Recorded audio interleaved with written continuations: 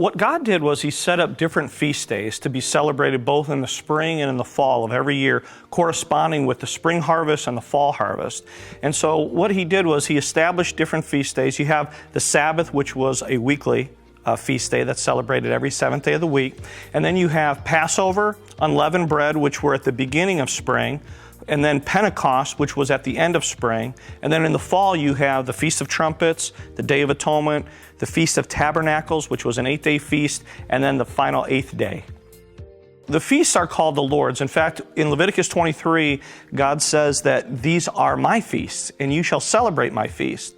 And what's really interesting to us as Christians is as we start to dig into the feast, we realize that what God was really doing was putting holidays into the calendar to celebrate all the major events of the gospel. So in the Sabbath, we remember Jesus Christ as the Creator. God made all things through Jesus Christ, His Son. In the Passover, we see God offering His Son as the sacrifice. We see in unleavened bread, God raising Jesus from the dead and Jesus having power over death, being resurrected after 3 days and 3 nights.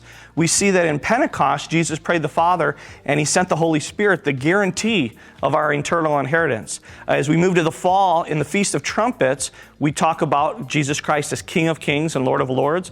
In the Day of Atonement, we see Jesus Christ as our high priest after the order of Melchizedek. And then we see in the Feast of Tabernacles, Jesus gathering in that final harvest, and ultimately, as it talks about in the 8th day, to deliver the kingdom to God the Father, that God would be all in all. And so when you look at all the feast days, they're celebrations, they're holidays that celebrate the major events of the gospel.